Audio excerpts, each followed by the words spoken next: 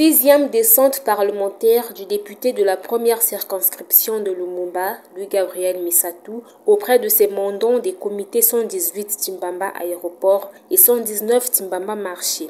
L'objectif de cette descente, le compte-rendu des travaux de la 6e session ordinaire dite administrative de la 15e législative session de l'Assemblée nationale qui a eu lieu du 2 juin au 13 août dernier. Sur les 30 affaires soumises aux députés, 28 ont été traitées. Il s'agit entre autres de la création de 3 nouveaux départements, de la construction de certains districts en communauté urbaine, de la construction sous peu de la route nationale numéro 4, prise en charge par des sociétés ayant des activités au terminal pétrolier de Njeno.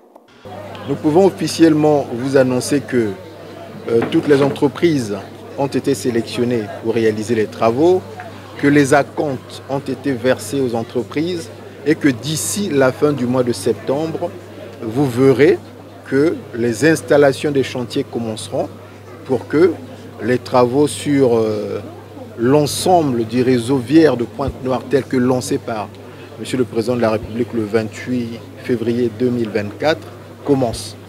Donc Pointe-Noire sera véritablement en chantier. La semaine dernière, à la mairie de Pointe-Noire, nous avons reçu ces entreprises et il leur a été demandé le plus rapidement possible de lancer les travaux. Donc d'ici là, vous verrez que les travaux vont commencer pour le grand bonheur de la mobilité des populations de Pointe-Noire. Plusieurs autres sujets ont été évoqués à ces retrouvailles, à l'instar de l'affaire des terres qui seraient concédées au Rwanda et le succès diplomatique du chef de l'État, Denis Sassou Nguesso.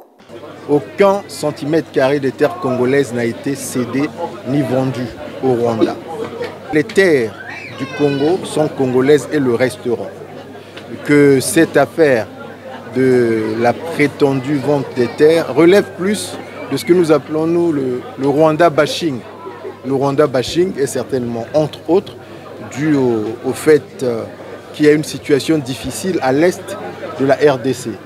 Mais nous soutenons, comme l'a dit son Excellence Monsieur le Président de la République, les initiatives de médiation du président angolais, Laurent-Sao, pour trouver une solution, pacifier les relations entre la RDC, qui est un pays jumeau pour le Congo, et le Rwanda, qui reste un partenaire stratégique pour le Congo-Brazzaville, avec lequel nous voulons développer des relations sud-sud.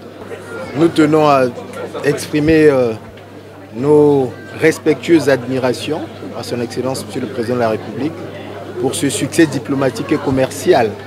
Parce que à l'issue de ce voyage en Chine, pendant ce sommet, le président, donc le Congo, le président de la République du Congo, a été élu en tant que co-président du Forum sur la coopération sino-africaine pour une durée de 3 ans, de 2024 à 2027, en succédant au Sénégal.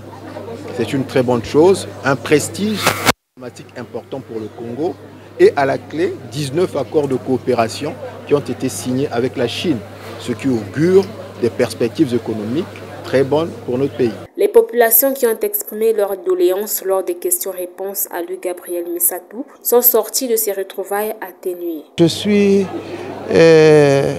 tellement content parce qu'il a parlé du problème de la RN4. La RN4 qui me concerne également parce que je suis de là-bas.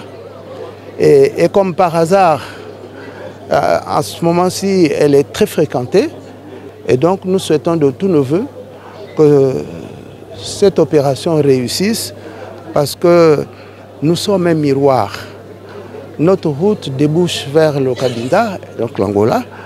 Et donc, de ce point de vue, chaque fois que les étrangers rentrent par là, nous sommes un peu déçus. Maintenant, voilà pourquoi nous souhaitons de tous nos voeux pour que ce projet-là aboutisse. Nous sommes convaincus parce que ça a été dit par le Premier ministre. Il a remis les documents. Moi-même, j'avais suivi également quand il remettait les documents aux parlementaires. Donc nous sommes convaincus qu'aucun centimètre de terre n'était vendu aux Rwandais. Peu avant la rencontre avec ses mandants, le député de Lumumba 1 a procédé à la remise officielle du 3e forage d'eau potable placé au camp militaire 31 juillet. Un geste salué par les bénéficiaires.